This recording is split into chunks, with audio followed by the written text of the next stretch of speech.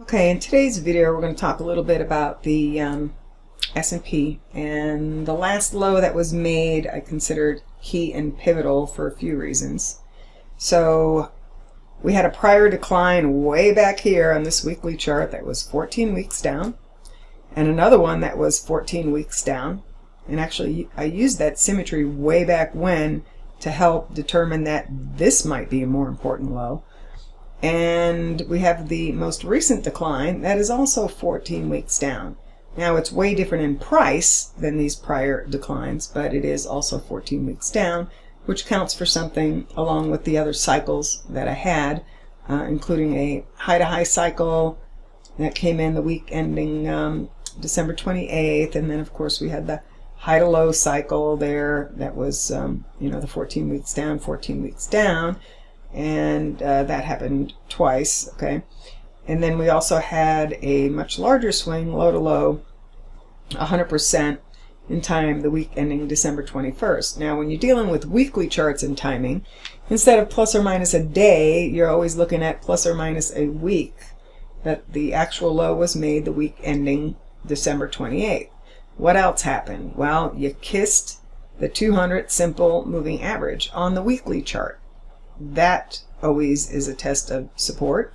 And then this is not the 618 from the major swing, but it's the 618 from one of these smaller swings, but it's still a major enough swing to consider it a decision as far as support. So since then we did have a really nice rally. Now the other thing that was happening at the same time was on my daily charts I also had timing factors, and you had the histogram that showed you the timing for a possible low right around or after the holiday, and it ended up putting in a low. There were also some of the outright cycles that I don't show on this chart now, but let's look at the next decision, because yeah, it's great that we had time and price at this last low, but then the next question is going to be, is it going to continue to rally and just break resistance and go to a new high, or could we potentially fail and roll over again? And one of those things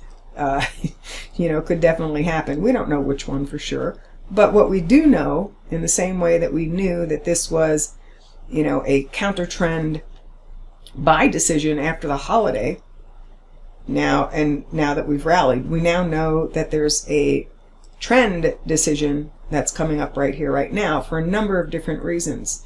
I have some timing factors that are coming in, either, let's see, with this histogram, this latest one, this shows the 12th, 14th, some standout timing for a possible high, and then it also has the outright cycles. I had them the 7th through the 10th, and you always look at, again, plus or minus a day, so the trading day cycles are also very, very similar, though they came in a little bit earlier. As we're testing where we broke down from, which may act as resistance. Also, we have the bearish pattern, the general bearish pattern of lower lows and lower highs, right? That is still something to be considered. So for those reasons, I have to, at this moment in time, consider myself a cautious bull, okay? Bullish because, we've had buy signals since that last low, and we're still on a buy signal. Cautious because we are still underneath the 200 and underneath the 50 simple moving averages.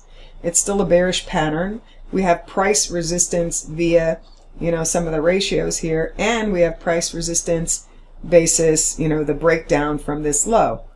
So for all of those reasons, I want people to ratchet up their stops. I had no idea that this timing would put in a low like this. We just knew that there, were time and price decisions and there were buy signals.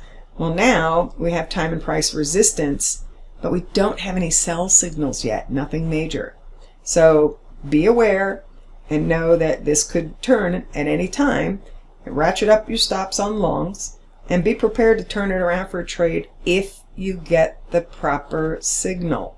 Okay, so typically that's going to be like a sell signal on a 30-minute chart, at least for a swing trade or something that you keep overnight, okay? And we're not seeing it yet.